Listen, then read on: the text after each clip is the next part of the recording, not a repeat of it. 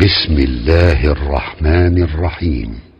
قل إن كنتم تحبون الله فاتبعوني يحببكم الله ويغفر لكم ذنوبكم والله غفور رحيم.